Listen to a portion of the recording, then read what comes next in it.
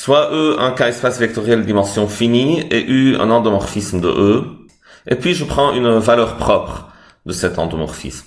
Donc cette valeur propre a une certaine multiplicité. C'est-à-dire si le polynôme caractéristique c'est, disons, x-1 au cube fois x-2 au carré fois, disons, je sais pas, x2 plus 1 avec k égale r.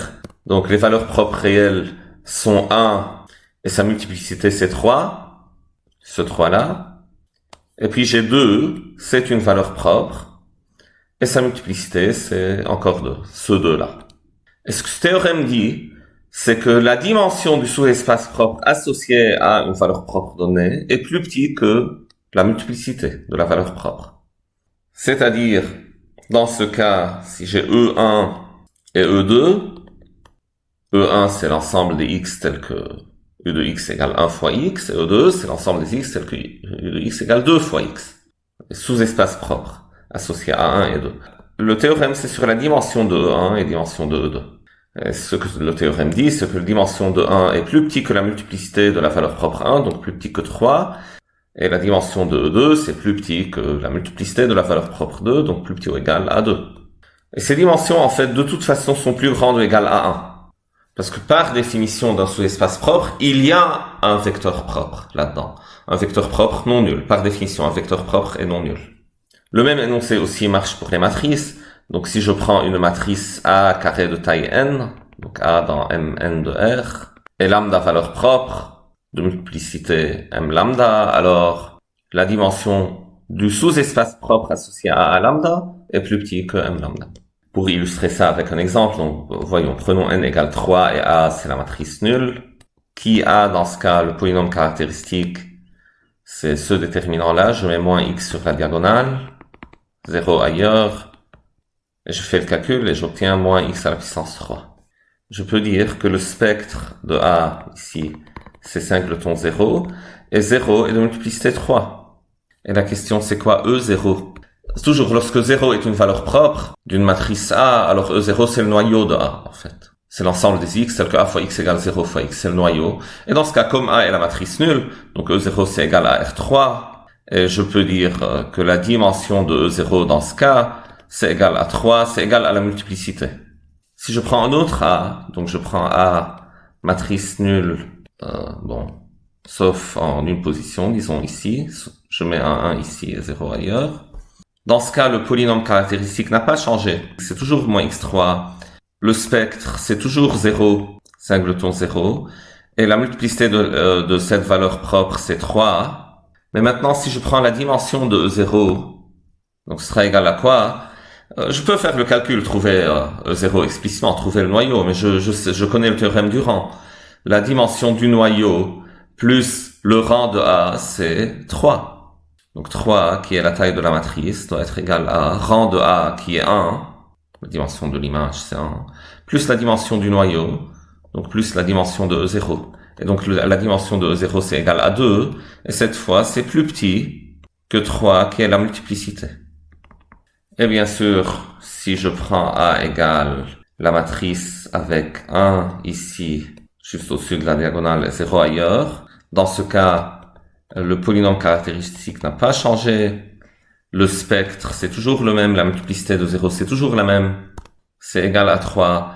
Et la dimension du sous-espace caractéristique E0, c'est encore une fois le 3 moins le rang de A. Le rang de A ici, c'est égal à 2. Donc la dimension de E0, c'est 1. Et c'est plus petit que 3. Donc on a vu toutes les possibilités avec cet exemple. Toutes les possibilités pour la dimension de E lambda. Donc ça peut être n'importe quel nombre entre 1 et la multiplicité de lambda. Pour la preuve, supposons que la dimension de E lambda, c'est un certain nombre P. Et on veut montrer que P est plus petit que M lambda. Comme la dimension de E lambda est P, je choisis une base de E lambda qui a P éléments. Et je dis alors soit E1 jusqu'à EP, une base de E lambda. Et cette base de E lambda, je la complète en une base de E. Théorème de la base incomplète. La dimension de E, je vais l'appeler N. Et je dis, j'ai cette base de E lambda qu'on complète en une base E1 jusqu'à En de E. Cette base obtenue de E, je l'appelle B. Et maintenant, mon idée, je vais écrire la matrice de U dans cette base B et calculer le polynôme caractéristique de U dans cette base B. Et je vais voir, ça va être presque immédiat, que la dimension de E lambda, c'est-à-dire le P, est plus petit que la multiplicité de lambda. La matrice de U dans la base B, donc ce qu'il faut faire, c'est écrire U de E1, U de E2, jusqu'à U de EP, et continuer jusqu'à U de EN, en fonction de E1, E2, jusqu'à EP, EP plus 1 et EN. Maintenant, U de E1, c'est égal à lambda E1. Par définition, E1 appartient à E lambda. Donc U de E1, c'est lambda E1 plus 0 E2 plus 0 E3, etc. Jusqu'à 0 EN. Pareil, pour U de E2, c'est lambda E2. Et ça continue comme ça jusqu'à U de EP, c'est lambda EP plus 0 fois les autres vecteurs.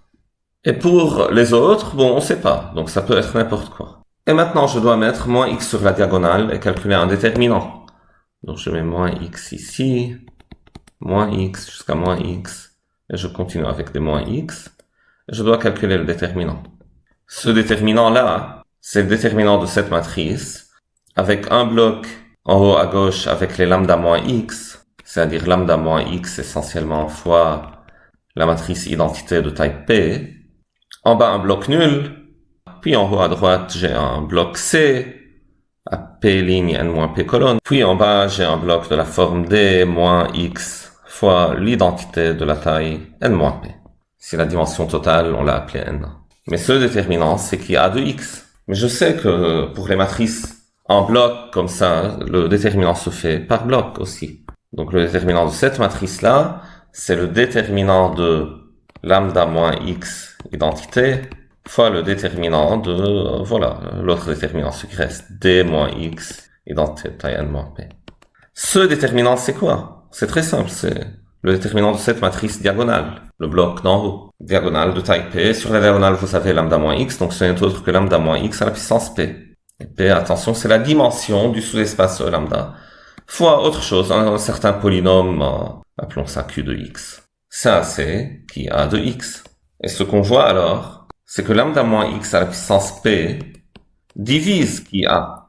Et donc forcément, le p qui est là est plus petit que la multiplicité de lambda dans qui a. Donc p est plus petit que m lambda. C'est ce qu'il faut. On montrera dans la prochaine vidéo, ou celle qui suit, qu'en fait, si l'inégalité est stricte pour un certain lambda, c'est que la matrice n'est pas diagonalisable. Une condition nécessaire pour que ça soit diagonalisable, c'est que pour tout lambda dans le spectre, la dimension du sous-espace associé à lambda, c'est exactement égal à la multiplicité de lambda.